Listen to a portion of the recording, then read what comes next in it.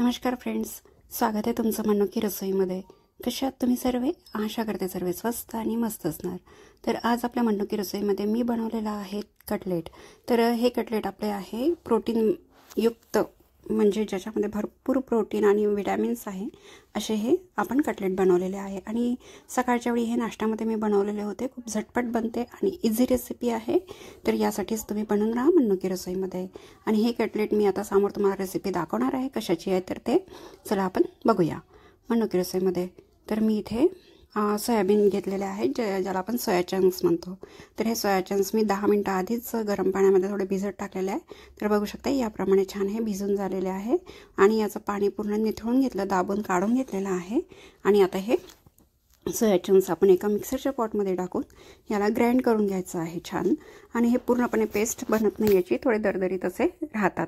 तर त्याच प्रकारे आपल्याला इथे याची पेस्ट बनवायची। यामध्ये दुसरं इथे ॲड करायचं नाही आहे, फक्त सोया चंक्स आपल्याला बारीक करायचे आहे। तर बघू शकता या प्रकारे याचे सोया चंक्स झालेले आहे, म्हणजे बारीक झालेले आहे। आणि जे काही एखादं राहून गेलेले आहेत ना, जे बारीक नाही झालेले आहे, तर काही हरकत नाही, आपण याला समोर मॅश करणार आहोत तर ते त्यामध्ये येऊन जातील। तर या प्रकारे आपल्याला मॅश करायचे। अगदी खूप छान लागतं हे, टेस्ट तर अमेझिंग असते, पण हेल्दी पण खूप छान आहे। तर मुलांच्या टिफिनसाठी किंवा तुम्ही नाश्त्यासाठी सुद्धा बनवू शकता। तर चला आपण याला आता एका पॉटमध्ये काढून घ्यायचं आहे, कारण यामध्ये आपल्याला भरपूरशा व्हेजेस टाकायच्या आहे। तर पूर्ण मी इथे पॉटमध्ये काढून घेतलेलं आहे। तर बघू शकता पाणी जे होतं त्यामध्ये सोया चंक्समध्ये, तर ते पूर्ण बारीक व्हायला मदत झालेली आहे। तर मी इथे बेसन वापरलेलं आहे बाइंडिंगसाठी। तर तुम्ही पीठसुद्धा वापरू शकता, पीठ किंवा म्हणजेच गव्हाचं पीठ। तर मी इथे बेसन वापरलेलं आहे। इथे मी साधारणतः 2 चम्मच बेसन घेतलेलं आहे। आणि यामध्ये मी आता टाकत आहे गाजर, जे मी बारीक किसून घेतलेलं होतं। तर तुम्ही तुमच्या आवडीप्रमाणे जे तुम्हाला व्हेजेस ॲड करायचं आहे ते तुम्ही करू शकता। तर मी इथे एक गाजर घेतलेला आहे, एकच गाजर घेतलेला आहे बारीक किसून। त्यानंतर मी इथे बारीक चिरून पत्तागोबी घेतलेली आहे आणि कांदे टाकायचे आहे बारीक चिरून। आणि त्यानंतर मिरची टाकायची आहे बारीक चिरून। तुम्ही तुमच्या टेस्टनुसार घेऊ शकता, जसं तुम्हाला म्हणजे तिखट जास्त आवडत असेल तर जास्त घ्या, कमी आवडत असेल तर कमी घ्या, तुमच्या आवडीनुसार। आणि त्यानंतर मी इथे एक टमाटर टाकले बारीक चिरून आणि 3 ते 4 मी मिरची टाकलेली आहे, कारण मिरची बाईटमध्ये जर आलं तर मग त्रास होईल खायला म्हणून। आणि इथे चवीनुसार मीठ टाकायचं आहे। मी वरून तिखट टाकलेला नाही आहे, जर तुम्हाला पाहिजे असेल तर तुम्ही टाकू शकता। तर या प्रकारे आपल्याला इथे पूर्ण हे एकजीव करून घ्यायचं आहे, हाताने छान मॅश करून घ्यायचं आहे। आणि जर तुम्ही यामध्ये पालक, मेथी किंवा सांबार टाकायचं आहे तर तुम्ही टाकू शकता। सांबार म्हणजे काही जागी याला कोथिंबीरसुद्धा म्हणतात, पण आमच्या नागपूरला याला आम्ही सांबार म्हणतो, म्हणून मी ते सांबार म्हटलं। तर भाषेचा फरक असतो। तर याला छान आपण हाताने मिक्स करून घ्यायचं आहे। आणि म्हटलं होतं ना की जे काही सोया चंक्स राहिलेलं असेल सगळं, तर त्या मॅशमध्ये येऊन जातील। तर इथे बघायचं आपण की बाइंड होत आहे का, हाताने असा गोळा बनत आहे का। अगर नसेल बनत तर त्यामध्ये थोडं आणखी बेसन टाका, कारण माझं थोडं कमी झालेलं होतं बेसन, तर मी 1 चम्मच परत तिथे बेसन ॲड केलेलं आहे। मोठ्या चम्मचने 1 चम्मच ॲड केलेला आहे। आणि याला छान आता परत आपण मिक्स करून घ्यायचं आहे। आणि सोया चंक्स आहे ते तुम्हाला माहिती आहे की यामध्ये किती सारं प्रोटीन असतं। सोया चंक्स असं करून दिलं तर मुलं खात नसतात, म्हणून आपण असं काहीतरी त्याच रेसिपीपासून किंवा त्याच साहित्यापासून आपण वेगळेच काहीतरी असे मजेदारसे बनवून मुलांना दिलं तर आरामात ते खातात। तर चला इथे आपण त्याच्यासाठी टिक्की बनवायसाठी आपण इथे रवा घेतलेला आहे। रवा जो जाड रवा आहे, ज्याचा आपण उपमा वगैरे बनवतो तो रवा आहे।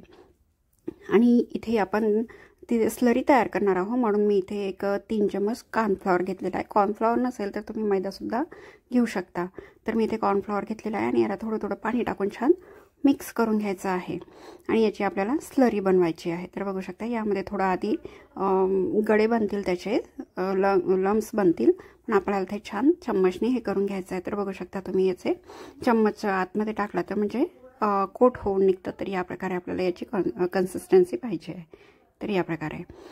आणि आता याला काय करायचं आहे आपण की जे आपण ते मिश्रण तयार करून घेतलेलं होतं सोया चंक्सचं, पूर्ण व्हेजेस वगैरे ॲड करून, ते पण छान आता सेट झालेलं आहे। बाइंडिंगमध्ये जे आपण बेसन वगैरे टाकलं ते छान सर्व व्हेजेस वगैरे त्यामध्ये ॲड केला होता ते छान सेट झालेलं आहे आणि आता त्याचा छान गोळा बनायला लागलेला आहे. तर बघू शकता या प्रकारे.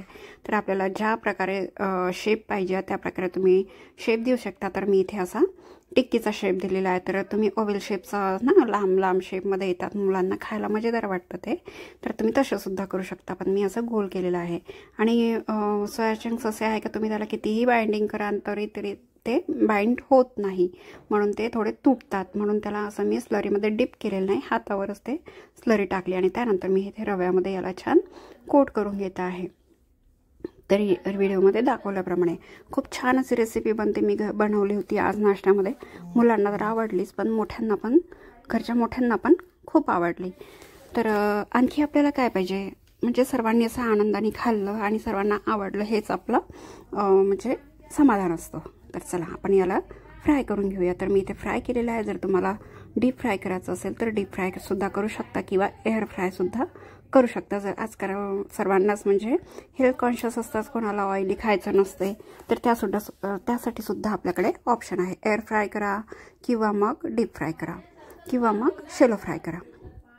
तर चला इथे आपण छानसं याला डीप फ्राय करून घेतलेलं आहे आणि त्यानंतर परत आपण जे वाचलेले आहे त्यासाठी बघू शकता तुम्ही असे परत त्याला टिक्की करून तेलामध्ये तळून घ्यायचं आहे, म्हणजेच डीप फ्राय करून घ्यायचं आहे.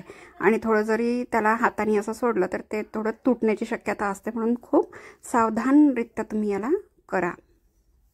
तर या प्रकारे मी बाकीचे पण तळून घेतलेले आहे. आणि अशाच मस्त मस्त रेसिपीसोबत बनवून राहा मनमुखी रसोईमध्ये. आणि जर का तुम्ही अजूनपर्यंत सबस्क्राईब केलं नसेल तर प्लीज पटकन सबस्क्राईब करून घ्या आणि बेल आयकॉनसुद्धा दाबायला विसरू नका. आणि बघा आपल्या टिक्की तयार आहे. सोया चंक्स टिक्की आपली बनवून तयार आहे आणि ते तुम्ही तुमच्या आवडीप्रमाणे कशासोबतही सर्व करू शकता. जसंही सांभार आणि दह्याची चटणी आहे, पुदिन्याची चटणी आहे किंवा सॉस आहे किंवा दही आहे, तुम्हाला जे आवडतं त्याच्यासोबत तुम्ही खाऊ शकता. भरपूर सारे ऑप्शन्स आहेत ते खायला. तर या प्रकारे छान असा त्याच्यात कुरकुरीत असा आवाज पण येतो, खरखरीत आवाज, खरपूस झाला आहे, छान खरखरीत आवाज पण येतो. आणि असे तोडून बघितलं तर आतमध्ये खूप सॉफ्ट आहे आणि बाहेरून छान क्रिस्पी आहे. तर असे आपले हे झटपट बनणारे सोया चंक्सचे टिक्की झालेले आहे. तर तुम्हाला कशी वाटली सांगायला विसरू नका आणि बनवायला सुद्धा विसरू नका. अशाच मस्त मस्त रेसिपीसोबत भेटत राहूया मनमुखी रसोईमध्ये.